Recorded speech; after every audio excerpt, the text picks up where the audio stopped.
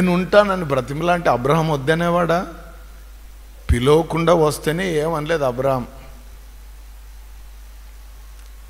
అక్కడ ఇంకొక మాట చెప్పాలంటే, అబ్రహాముకు లోతు ఎడల ఇంకా విలువ పెరిగేది. బా, ఇన్ని కష్టాలున్నా వీడు నా సహవాసం కోరుకున్నాడు రా, ఈడరా నిజమైనోడు అంటే. ఆమేన్. ఈడరా రూతమ్మ అంటే. ఆమేన్. నీ దేవుడే. ఆమేన్. హల్లెలూయా. మరణము తప్ప మనని ఏది కూడా. అందుకే ఆమె అంత ఫలించింది, అంత అభివృద్ధి చెందింది, అంతగా దీవించబడింది. ఆ స్త్రీ తీసుకునే తీర్మానాలు కరెక్ట్గా ఉండాలా. ఆమేన్. హల్లెలూయా. దగ్గొచ్చింది, జలుబు వచ్చింది, నేను ఇంకా నేను భూమిపైన ఉండను, చచ్చిపోతానంటే ఎట్లా? ఆమేన్. కాబట్టి ఆ సహవాసంలో కొంచెం అలజడి వచ్చింది, అయినప్పటికీ పర్లేదు, అంటూ కట్టబడి ఉంటానని ఆలోచన చేసిండు. ఎంత బాగుండు. చేతులారా చేసిండు, అంతా తెచ్చుకున్నాడు. కానీ దేవుడు ప్రేమాస్వరూపుడు. హల్లెలూయా. ఆమేన్. సహవాసం చేస్తున్న వాడిని వాని ఎదుటికి వెళ్ళాడు. ఇప్పుడు వానికి సహవాసం లేనోడికి ఎదుటికి కూడా వెళ్ళాడు యేసయ్య. సహవాసం చేసినోడు ఉత్సాహంగా పరిగెట్టుకుంటూ పోయి సాష్టాంగ పడ్డాడు. ఈ సహవాసం లేనోడు మాత్రం ఊరికి వచ్చి సాగిలో పడ్డాడు. అంతే. మన క్రియలే చెప్తాయి వాడు ఎంత దిగజారుడు భక్తిలో ఉన్నాడో, సహవాసానికి దూరమై. దేవునికి స్తోత్రం. హల్లెలూయా. హల్లెలూయా. నువ్వు సహవాసంలో ఎదుగుతున్న కొలది, సహవాసంలో సాగుతున్న కొలది నీకు సంతోషమే వేరేగా ఉంటుంది, సమాధానమే వేరేగా ఉంటుంది, ఆనందమే వేరేగా ఉంటుంది. అది ఉచ్చరింప శోక్యం కదా, అది మాటల్లో చెప్పలేంది. కానీ ఒక 2 రోజులు దూరంగా అండి ఏమవుతుందో చూడండి. అప్పుడు బాగుండేదన్న ఇప్పుడు అంటారు. దేవునికి స్తోత్రం. హల్లెలూయా. ఆమేన్. ఒక మాట చెప్తాను, నువ్వు లోకాన్ని వదిలిపెట్టి దేవుని సన్నిధికి వచ్చి కూర్చొని దేవుని పరిశుద్ధులతో కలిసి దేవుని నామాన్ని గణపరిచి నీ ఇంటికి వెళ్ళేటప్పుడు ఇక్కడున్న దేవదూతలు నిన్ను కూడా నీతో కూడా వస్తారు నీకు పరిచర్య చేయడానికి. ఆమేన్. నువ్వు ఎంత ఎక్కువగా ఆయన సన్నిధికి వస్తుంటావో, నువ్వు ఎంత ఎక్కువగా ఆయన సన్నిధిలో గడుపుతుంటావో, నువ్వు ఎంత ఎక్కువగా సహవాసంలో సాగుతుంటావో, ఎడతెగకుండా సహవాసంలో ఉంటావో, అంత ఎక్కువగా దేవదూతల సంచారం నీ ఇంట్లో ఉంటుంది. దేవదూతల కార్యాలు నువ్వు చూస్తావు. వారి పరిచర్య అసాధారణమైన కార్యాలను అనుభవించడం ప్రారంభిస్తావు. నువ్వు హాస్టల్లో ఉన్న దేవదూతలు ఉంటారు, నువ్వు బయలుదేరి పోతా ఉన్న ప్రయాణాల్లో అయిన దేవదూతలు ఉంటారు. నువ్వు ఎక్కడ ఏ ప్రాంతంలో ఉన్నా అద్భుతం ఏంటంటే, మమ్మీ పోయేస్తా టాటా బాయ్ బాయ్ అని పిల్లోడు బాయ్ బాయ్ చెప్పి బ్యాగ్ వేసుకొని పోయగానే నువ్వు బాయ్ అంటావాడు అడుగు బయట పెట్టినాక ఈ దేవదూత ఎత్తుకొని పోతుంటాడు. హల్లెలూయా. క్షేమంగా తీసుకొని వచ్చి వదులుతాడు మళ్ళా. ఆమేన్. దేవునికి స్తోత్రం. పెద్ద యాక్సిడెంట్ ఏంది, అందరికీ దెబ్బలు తల్లే, మమ్మీ నాకు ఇంత కూడా దెబ్బ తల్లే, ఇంత కూడా గీత పడలేదంటే అర్థం ఏంటి? హల్లెలూయా. ఆమేన్. ఎవ్వరికి ఏం కాలేదు, మనోడు ఎగిరిపోయినాడంటే అది ఎంత భయంకరమైన వార్త. దేవదూతలు లేరని అర్థం. దానికి స్తోత్రం. ఇక్కడ ఈ వ్యక్తి సహవాసం కోల్పోయినాడు కదా, ఆయన ఎదుర్కొన్నాడు. కానీ ఆ ఎదుర్కోవడంలో ఏమీ లేదు. అయితే ఒకటి ఎదుర్కొన్న తర్వాత విషయం అర్థమైంది. అప్పుడు వారిని వదిలిపెట్టకుండా పట్టుకున్నాడు. Praise the lord. Hallelujah. Hallelujah. దేవునికి స్తోత్రం.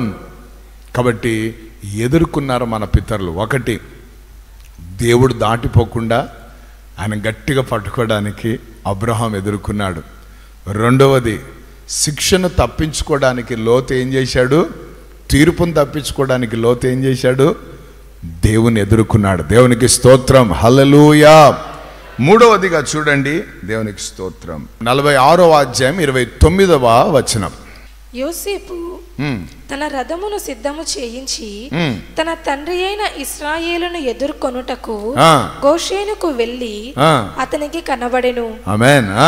అప్పుడు అతడు అతని మెడ మీద పడి అతని మెడ పట్టుకొని ఎంతో ఏడ్చెను. Praise the lord. హల్లెలూయా. అందరూ ఆమేన్ అని చెప్దామా? ఈ నిరీక్షణ మనని ఎన్నడూ సిగ్గుపరచనీయదని చెప్పండి. హల్లెలూయా.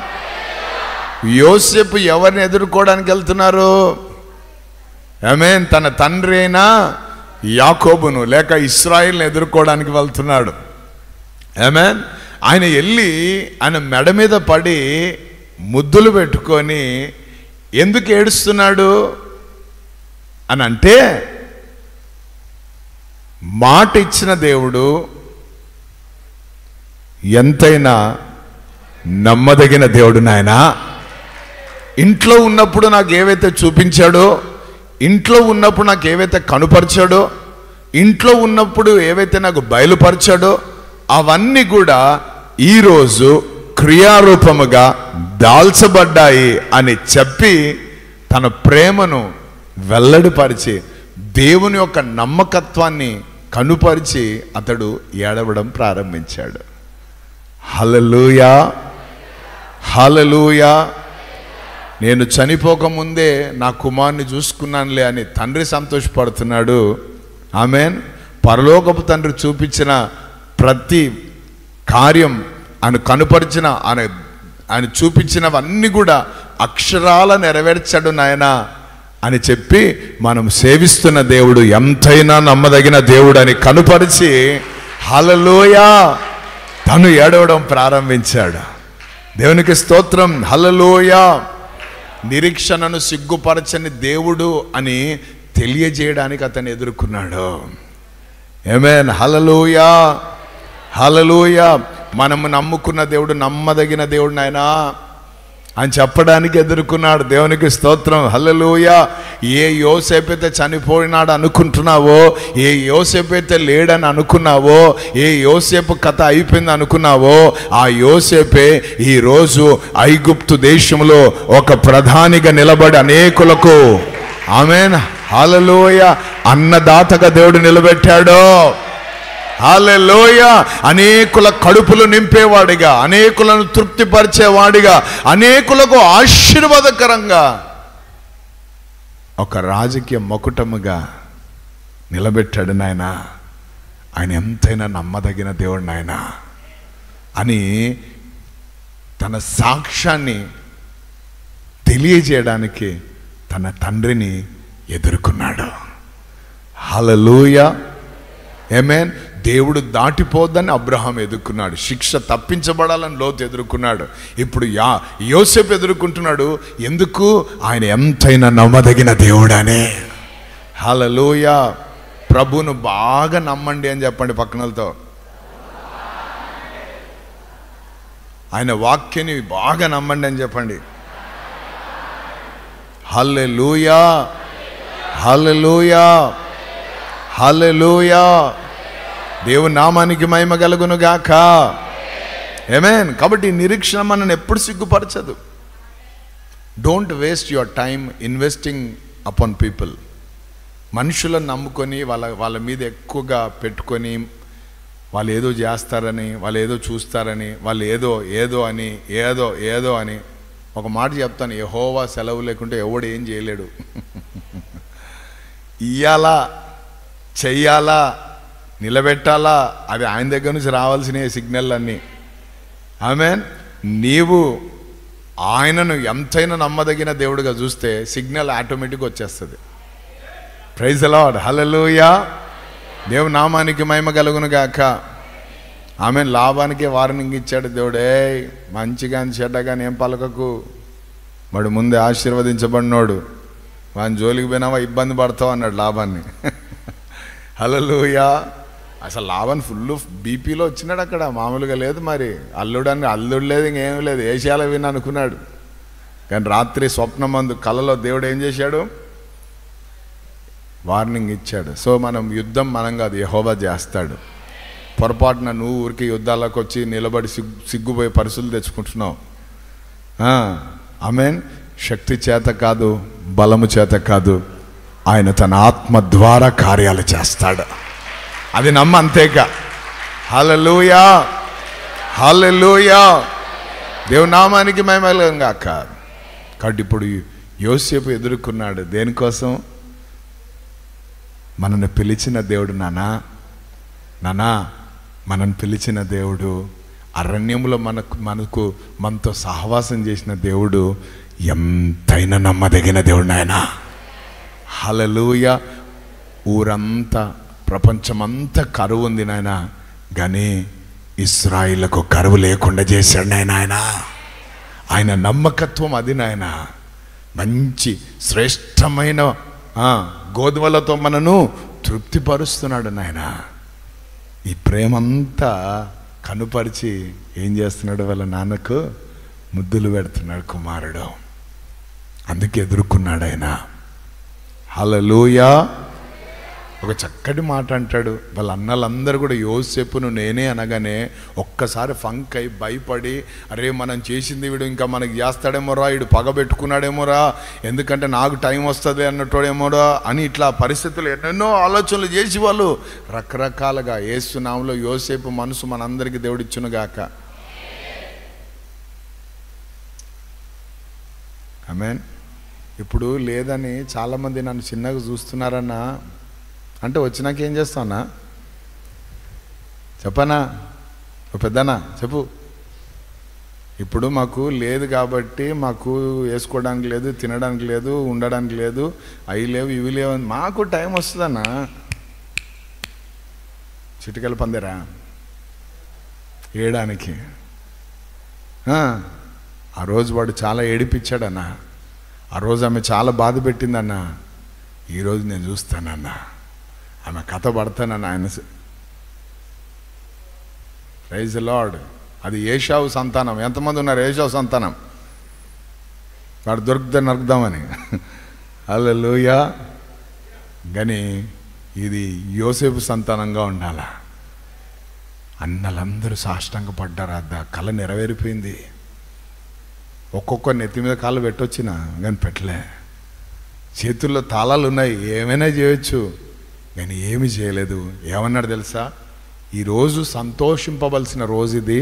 మీరు దుఃఖము, ఏడుపు, కన్నీళ్ళు ఏడవద్దు, చెయ్యొద్దు. ఒకటి గుర్తుపెట్టుకోండి, మీరు నా ఎడల కీడును ఉద్దేశించారు, కానీ దేవుడు ఈ కీడు వెనక గొప్ప మేలులను దాచిపెట్టాడు.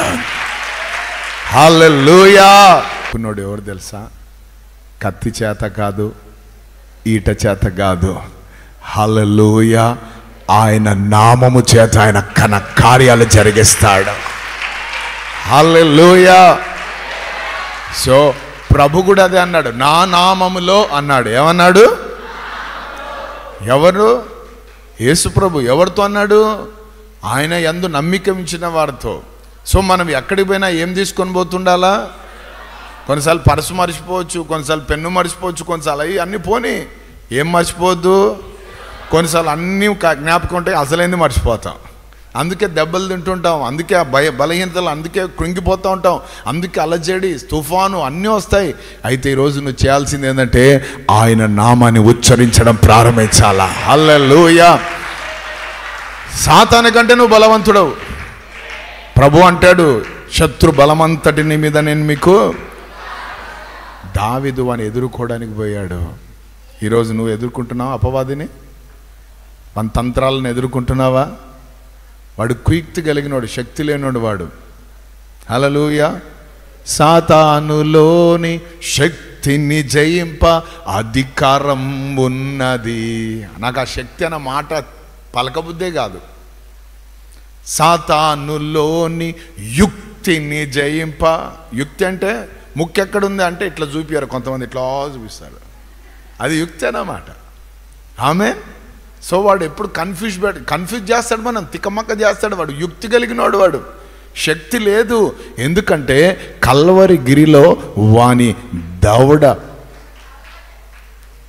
విరగ్గొట్టాడు యేసయ్య, వాని తల చితక దొరక్కాడు యేసయ్య.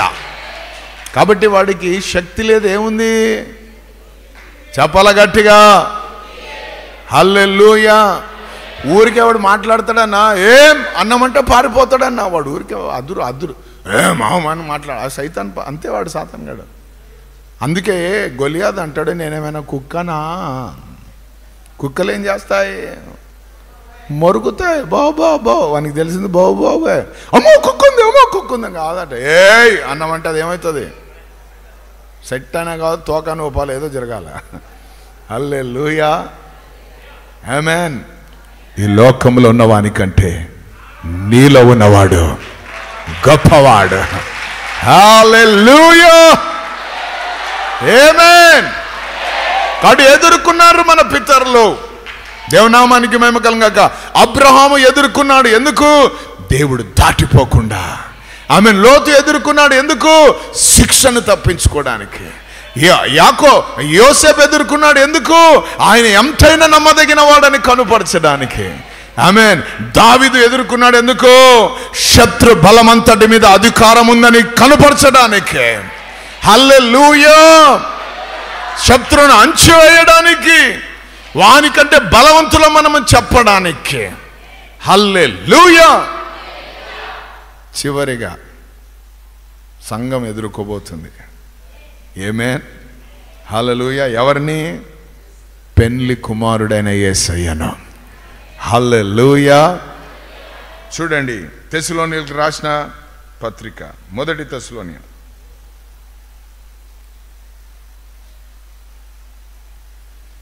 4:17. First Thessalonians 4:17. ఆ మీదట సజీవులమై నిలిచియుండు మనము వారితో కూడా ఏకముగా ప్రభువును ఎదుర్కొనుటకు ఆకాశ మండలమునకు మేఘముల మీద కొనిపోబడదము. అందరు గట్టిగా చప్పట్లు కొడుతూ ప్రభు నామాన్ని కనపరుస్తాం. హల్లెలూయా, ఆమేన్. దేవునికి స్తోత్రం. ఆయన ఆత్మ ఎవరిలో అయితే ఉందో, ఆయన స్వారూప్యంలో చేసుకున్న ప్రతి ఒక్కరూ ఆయనను ఎదుర్కోవాలి. ఒకరోజు we're going to meet him. ఆయన మనం కలుసుకోబోతున్నాం, ఎదుర్కోబోతున్నాం. అద్భుతం ఏంటో తెలుసా? వీళ్ళు అబ్రహాము కావచ్చు, అలాగే లోతు కావచ్చు, యోసేపు కావచ్చు, దావీదు కావచ్చు, ఈ భూమి మీద ఎదుర్కొన్నారు. మనం మాత్రం మధ్య ఆకాశములో, హల్లెలూయా, మేఘము ద్వారా కొనిపోబడి మనం ఏమవుతున్నాం? ఆయనను మధ్య ఆకాశంలో ఎదుర్కోబోతున్నాము. Hallelujah. That's why get ready to fly. Amen. Hallelujah. విమానం ఎక్కలేదని ఏం బాధపడొద్దు. లోక విమానాలు నమ్మదగినవి కాదు. హల్లెలూయా. అది ఎక్కాలంటే టికెట్ కొనుక్కోవాలి, ఖర్చు పెట్టాలా, చాలా ఉంటుంది దాని కథ. దేవునికి స్తోత్రం. హల్లెలూయా, ఆమేన్. ప్రమాదము లేనిది, ఖర్చు లేనిది ఒక మేఘం నిన్ను ఎత్తుకొని వెళ్ళడానికి రాబోతా ఉంది. ఆ మేఘాన్ని ఎక్కడానికి, దానికోసం ఎదుర్కోవడానికి నువ్వు సిద్ధపడి ఉండాలంతే. Get ready church. రాబోతుంది ఆ దినం. Praise the lord. హల్లెలూయా. మనం ఎవరెవరినైతే పోగొట్టుకున్నామో, మన ప్రియులు ఎవరెవరైతే వెళ్ళిపోయినారో, దేవునికి స్తోత్రం, మొట్టమొదటిగా వారి సమాధులు తెరవబడతాయి. దేవుని నామానికి మహిమ కలుగును గాక.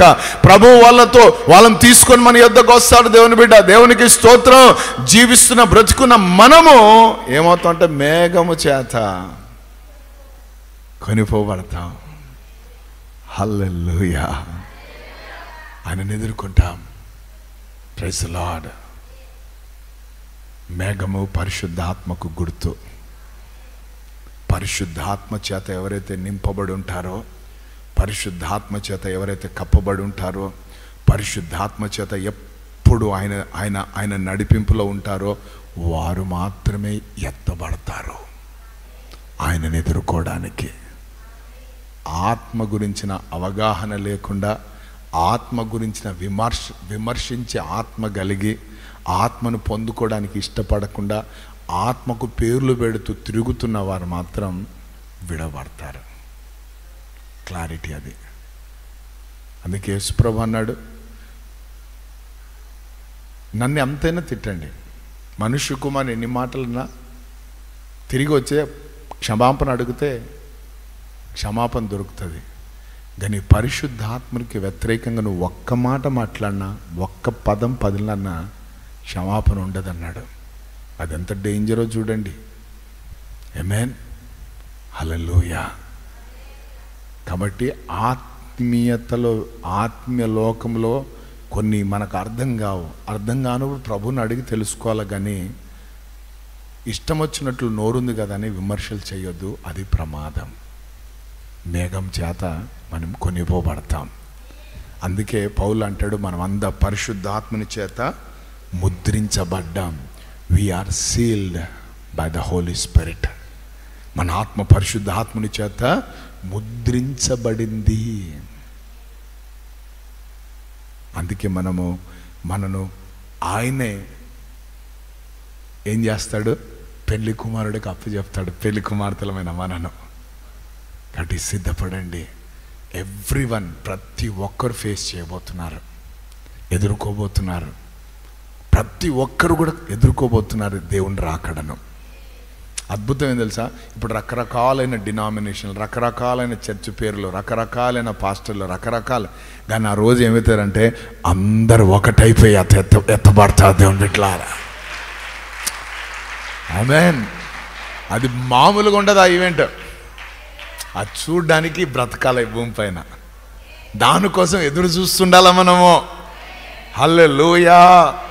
అప్పులోడు వస్తాడు, అప్పులు ఇచ్చేటోడు వస్తాడు, ఇవన్నీ ఎదురు చూసేది కాదయా. ప్రభు రాకడ రాబోతోంది. ప్రభు మేఘాల మీదకి రాబోతున్నాడు. నేను కూడా ఎగిరిపోవాలి ఆయనతో కలిసి. ఓ దేవా, నీకు స్తోత్రం నాయనా. కాబట్టి ఈ భూమి మీద ఉన్న అన్ని టెంపరవరీ, ఈ భూమి మీద ఉన్న అన్ని అశాశ్వతమైనది. దేవునికి స్తోత్రం.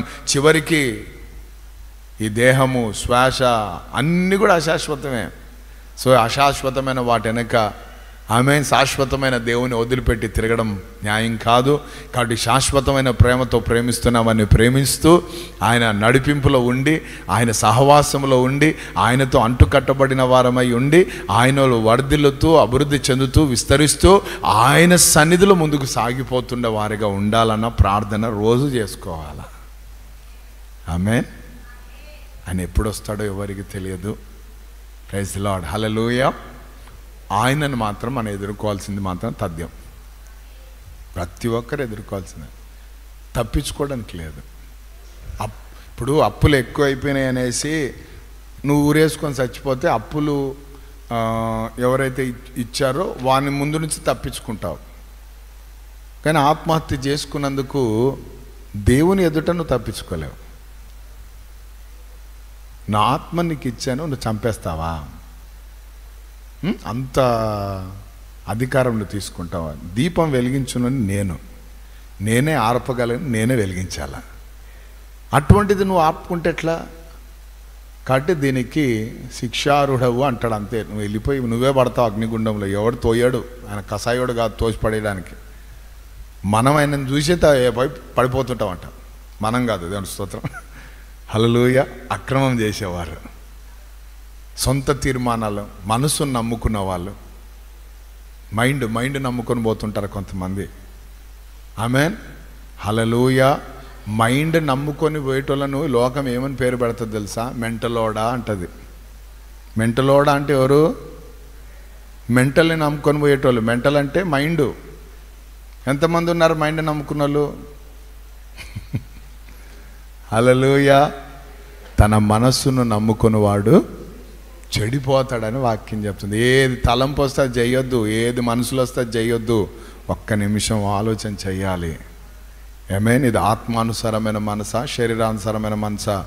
ఆత్మానుసారమైన మనసు అయితే అది జీవమును సమాధానమునై ఉన్నది, శరీరానుసారమైనది అయితే అది మరణమై ఉన్నది. కాబట్టి ఈ యొక్క ఆలోచన వాక్యానికి సరిపోతుందా లేదా? అందుకే మనసుకు పెద్ద గైడ్ ఇదే. మనసులో కరెక్ట్గా మనిషిగా మార్చేది ఇదే పరిశుద్ధ గ్రంథమైన వాక్యం. కాబట్టి దాన్ని మనం పెట్టుకొని ముందుకు పోతూ ఉండాలి. హల్లెలూయా. కాబట్టి అందరం కూడా ఆయనను కలవబోతున్నాం, ఆయనను ఎదుర్కోబోతున్నాం మధ్య ఆకాశంలో. కాబట్టి సిద్ధపడండి, ఈరోజే సిద్ధపడండి. రేపటి గురించి ఎందుకు ఆలోచన? ఈరోజే సిద్ధపడండి. ఇంకెవరైనా మారు మనసు పొందకుంటే ఈరోజే పొందండి. ఇంకెవరైనా బాప్తిసం తీసుకోకుంటే ఈరోజే ఒక తీర్మానం తీసుకోండి. ఇంకెవరైతే ఆత్మతో నింపబడలేదో, ప్రభువా నీ ఆత్మ నాకు కావాలని అడగండి. ఇవన్నీ ఇప్పుడు ఫ్రీగా దొరుకుతున్నాయి. ఒకరోజు వస్తే ఇవన్నీ దొరకవు. ఇక్కడ చెప్పేవాళ్ళు ఉండరు. నీ బాధ వినేవాడు ఉండడు, అర్థం చేసుకునేవాడు. అప్పుడు నువ్వు ఏం చేయాలనుకున్నా కూడా ఇప్పుడు రక్షణ పొందుకున్నాక బాప్తిజం అనగానే పాస్టర్ రెడీగా ఉంటాడు ముంచడానికి. ఇంకా ఎత్తబడినాక నువ్వు రక్షణ పొందుకొని నాకు బాప్తిజం అంటే ఇచ్చేటోడు ఎవరు ఉండరు కదా. అందుకే ప్రైజ్ ది లార్డ్, హల్లెలూయా. దీపం ఉన్నప్పుడే get set, everything get set to meet God.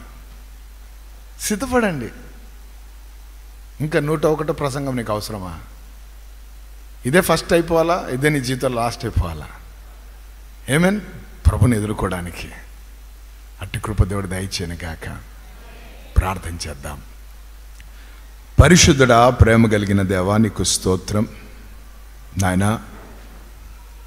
మిమ్మల్ని ఎదుర్కొనే ఒక జీవితం మాకు కావాలని మీరు మాకు నేర్పించారు. We are going soon, O Lord, to meet you, Lord. మిమ్మల్ని ఎదుర్కోవడానికి చాలా నైనా తక్కువ సమయం ఉంది అనేక. త్వరగా మేము కలుసుకోబోతున్నాం మిమ్మల్ని ప్రభా. అబ్రహాము మీరు దాటిపోకుండా ఉండాలని మిమ్మల్ని ఎదుర్కొన్నాడు. లోతు తప్పించుకోవడానికి ఎదుర్కొన్నాడు. యోసేపు మీరు ఎంతైనా నమ్మదగిన వాడు దేవుడు అని తెలియజేయడానికి ఎదుర్కొన్నాడు. నానా దావీదు నానా గొప్ప దేవ, శత్రును లయపరచడానికి వాడిని ఎదుర్కొన్నాడయ్యా. నానా సంగముగా మేము ప్రభా మేఘాల మీద మిమ్మల్ని ఎదుర్కోబోతున్నాం ప్రభా. కాబట్టి మేమందరము సిద్ధపడి కృప దయచేయండి. సిగ్గుపడని ముఖములతో ప్రభా, దాగు మచ్చ ముడత కలంకం లేని పరిశుద్ధమైన జీవితముతో తండ్రి, పరిశుద్ధత కలిగిన వారమై, పరిశుద్ధాత్మతో నింపబడిన వారమై, పరిశుద్ధాత్మ నడిపింపులో సాగుతూ ప్రభువా నానా ఎడతెగని జీవితాలు మేము కలిగి మీతో ఉండులాగున మీ కృప దయచేయండి. ఈరోజు ఇంకెంతమంది అయితే మారు మనసు పొందలేదో, ఇంకా ఎంతమంది అయితే బాప్తిసం తీసుకోలేదో, ఇంకా ఎంతమంది అయితే పరిశుద్ధాత్మ నింపుదల పొందుకోలేదో అటువంటి వారందరినీ జ్ఞాపకం చేసుకోండి.